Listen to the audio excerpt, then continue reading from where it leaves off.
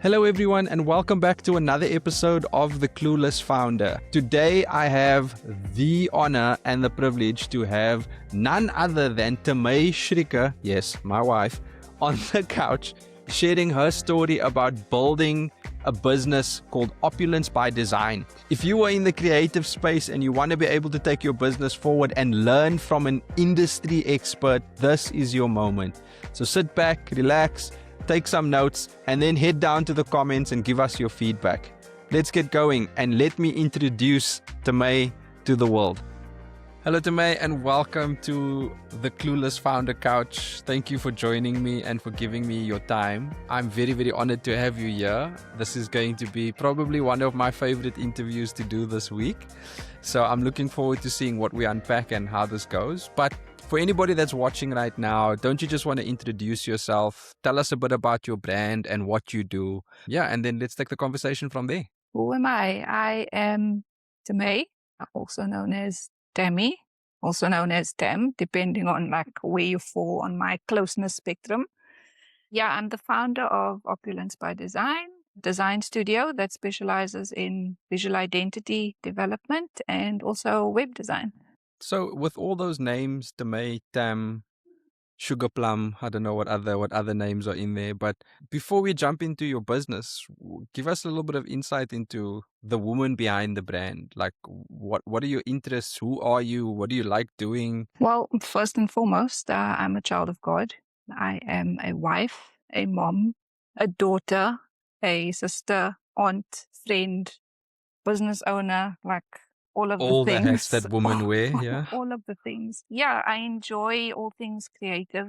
I quite have a keen interest on interior decorating. I love that. Kind of gets my creative juices going.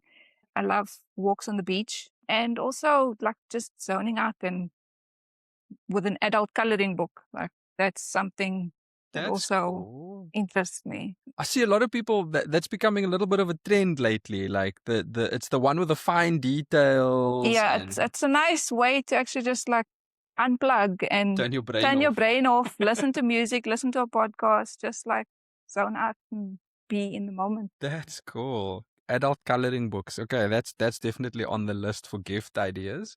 Well, I do have a birthday coming up. Yes. I'll just put that on camera so that you know.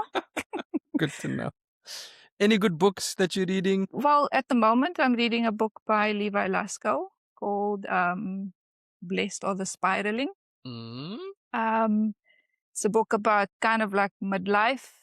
We basically just sharing about the chaos of life, especially in the midlife state, and just about how God is in it and He's there to bless you in that chaos season.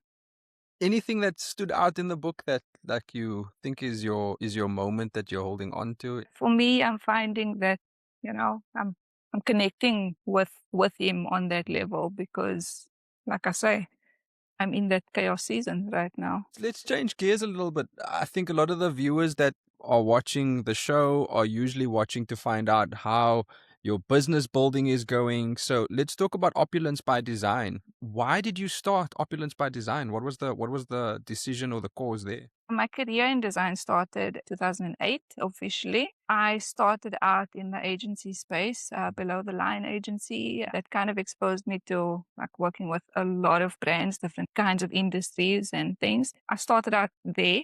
I was exposed to quite a lot. It was a small business, family run business. So not like agency vibes where you only get a certain portfolio and that's all you focus on. I was exposed to a lot of the business side of business. I stayed there for a couple of years and then I felt the time was right to now start moving on.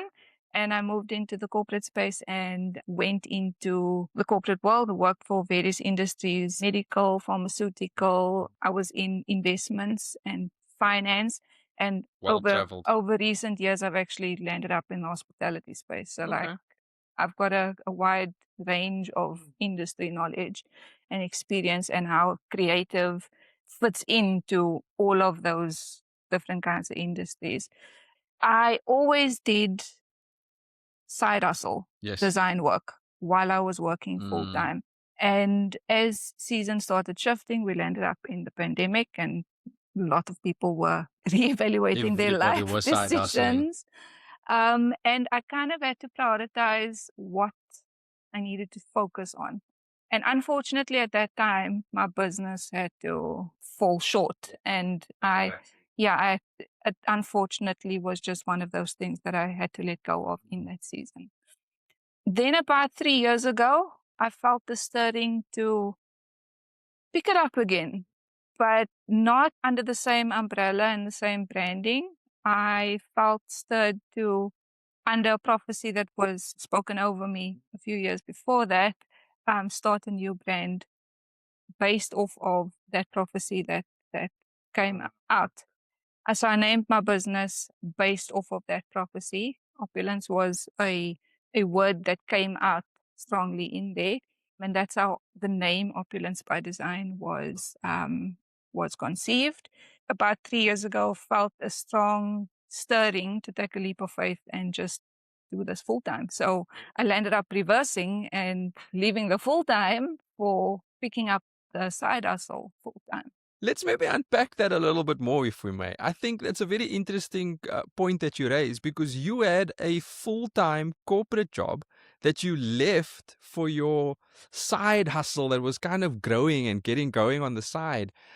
There's a lot of people in the audience that are probably faced with a similar decision, like when to make that choice or how to make that choice and jump off the edge of a cliff and actually take what you're doing on the side and bring that full time. So talk us through what that decision was like for you. You were a big part to play in why I decided to take that leap. Obviously, I felt the stirring from God as well, because, we can't make these kind of decisions without His guidance and, direction from Him.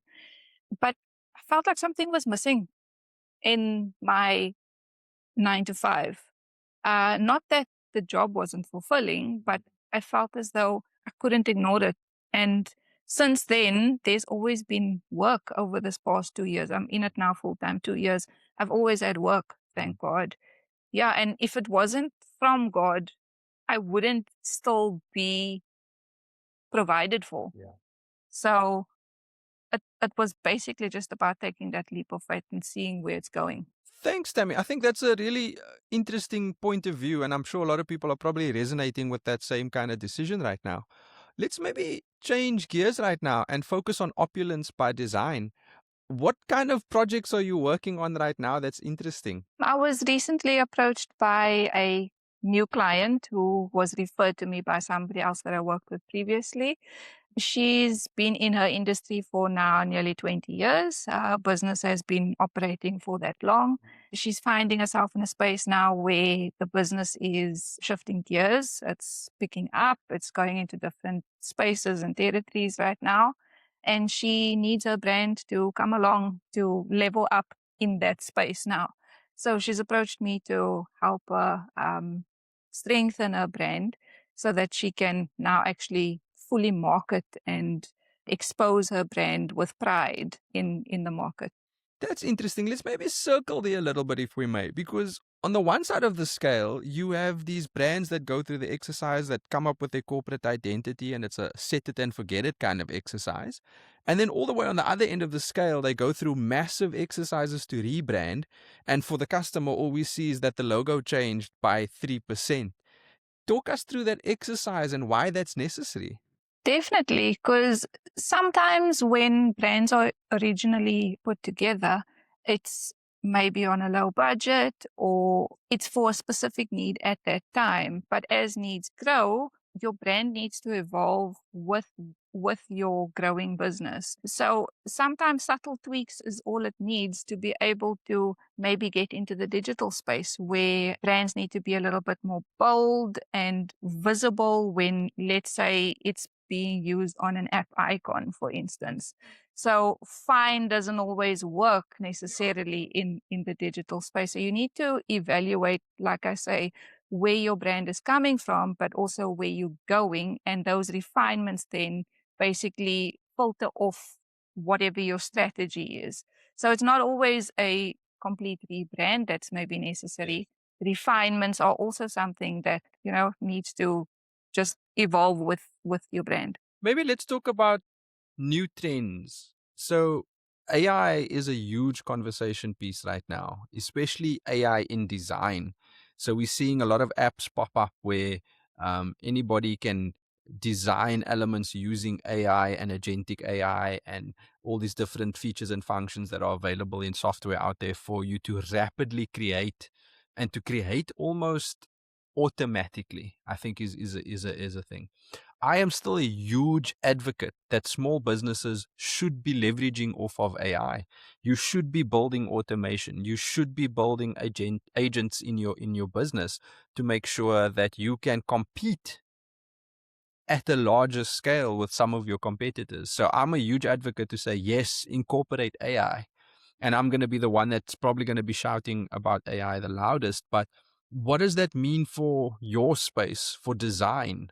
Should people be using AI tools to generate logos and elements, or should they be speaking to someone from Opulence? Why is there still a space for the real graphic designer in 2026?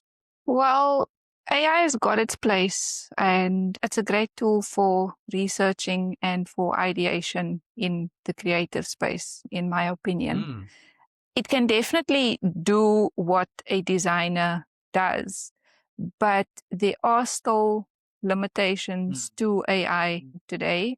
Let's take a logo, for instance. So you put a logo together on whatever platform you prefer, but now you need to take that logo, let's say, and put it on a large scale format print yeah, a banner item. or a But huge now billboard. maybe it doesn't look so good at that quality. And now you land up calling a designer and you're like, hey, listen, I put this logo together, but doesn't look too great when we blow it up. Can you help?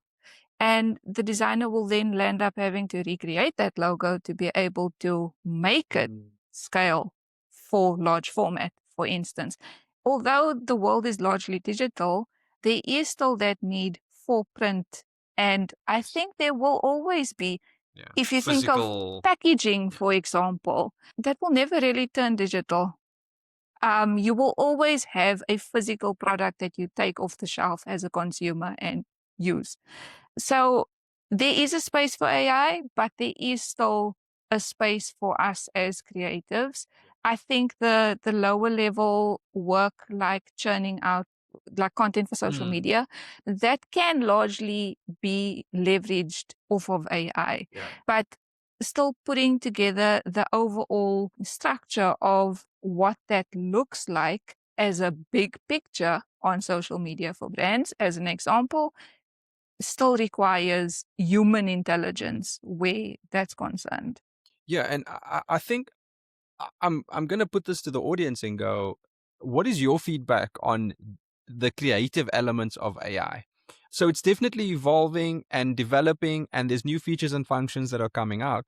But how is AI going to assist you in your creative pursuits? I think I'd like to hear some examples, maybe some of the things that we're not thinking about, because to your point around AI and automation, I think that yes, the creative process should still be a human centered operation.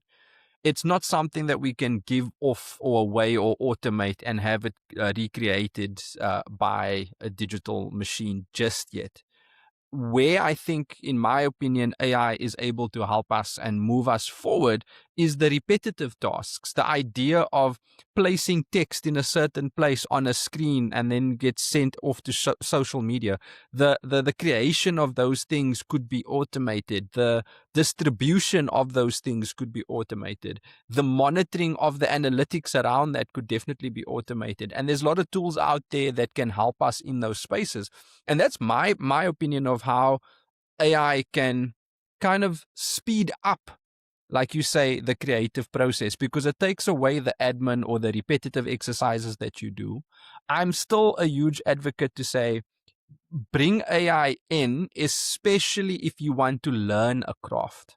So where my opinion is around the creative pursuits of AI today is that it is speeding up new entrants into a creative space. So whether you are creatively building an app, whether you are creatively trying to design something, whether you are trying to build a website and you're not sure of how things should be pieced together, there's a space for AI to speed up that ideation, like you mentioned earlier in your feedback. And I think that is still a place that I would advocate for AI to be used. If you have a designer that has been schooled and experienced in the Adobe suite, as an example, or any other formal vector based creative application that is in use, there's a place for you. But for someone coming into that space for the first time, I think there's a lot of room where AI can assist with certain frameworks, templating, and those kind of things. And it could speed up someone being able to compete in your space and also bring their creative views on how a logo should be prepared. And then reach out when they need it scaled for a billboard or for an ad across multimedia, right? So we've now had the discussion about like the AI and the influence, but what are some of the trends that you are seeing from your side in the space today, the creative space today? So I'm noticing, and it's nothing new, but it's coming to the forefront in 2026. Authentic storytelling. Yes. That is very big. So human focused and Yeah. authentic storytelling. That is something. Yeah, to differentiate the AI slop versus actual Yes. people having a conversation and being able to eat spaghetti without. Although the AI is becoming less slop. Yeah, yes. I've seen some very convincing ones. Yeah. So human storytelling is definitely high up there. Also, a lot of brands are going both online and offline with their experiences. Yes. And that's got a lot to do with both streamlining processes for them, but also enhancing the experience for their customers. Mm-hmm. Yeah, brands are also back on the authentic side.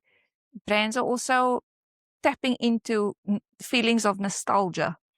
Yes, lot. I'm seeing that. So it's like way back when. So taking things back, even with branding, like things are going back a little bit into past eras, but with fresher flavor. Yes, it's like bringing back the console yeah. So yeah, those are a few of the trends I'm noticing in branding The today. nostalgic ones got me though. Like that nostalgic one has got me going. Like I'm like my brain is in the rabbit hole. I'm trying to think of like all the different ads I'm seeing now that is playing back to that 90s flavor. So there's one that I've seen as fresh as yesterday. There's a new 60/60 ad doing the rounds. I saw the guy on the Yes. bike. I saw him. I forget his name. Rian Kruiwagen. Rian Kruiwagen, and he looks. Rian, if you ever see this clip, dude, you are holding your age well and riding on the back of that bike. You delivered those lines perfectly. So, Taimé, tell me, in your opinion, should brands be following these trends? Should they try and replicate it some way as they are delivering their social content or their branding? Look, not everybody's Nando's. So you gotta know Yes. your business and your audience. But I think there is space for authenticity, bringing back Yes. old school in your brand if it aligns with your industry. Let's say you're a law firm, you may not necessarily be pulling on that same kind of feelings as an example. But yeah, there's nothing wrong with exploring that for your brand. It makes you memorable. That is true. That is true. Okay, so experiment safely is what Tammy's saying. Let's maybe close out with some practical steps that brands and businesses can follow to enhance what they have. Do you have any tips that you'd like to share? Yeah, I think you need to constantly reevaluate, not annually, maybe like every 5 to 10 years, evaluate where your business is, where it's going. Is your brand still aligned with where you're heading? Yeah. And then if not, explore options of, refreshing with that small tweaks here and there and bringing your business visually, packaging your business for the market today, especially like with the younger audiences, depending on what your business does.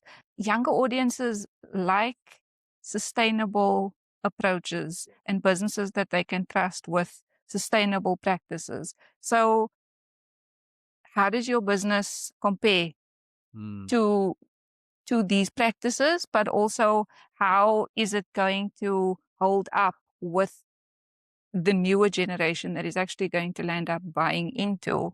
And I think a lot of the established firms would obviously try and cross that generational divide. So they'd like to move from like the Z's to the alphas and the betas eventually and get them. So is it about listening to that generation and kind of pitching the brand? Not only, but they do make up a large portion of consumers these days, both in retail, but also in the business world. They've entered the business Yes. world. We can't ignore the fact that the business world is getting younger and brands need to appeal. Not saying every brand needs to be cool, but you need to move with the times. Even if it's subtly, you do need to keep up with your brand. Awesome. So, any closing thoughts? Maybe tell us what's new on the horizon for Opulence, what's next? What are some of the things that you'd like to challenge yourself to do this year? I am definitely going to be learning a lot more on AI because I'm excited to be partnering with you and your business and being able to add value from a branding point of view to Catalyst Hub. So, yeah, I'm excited.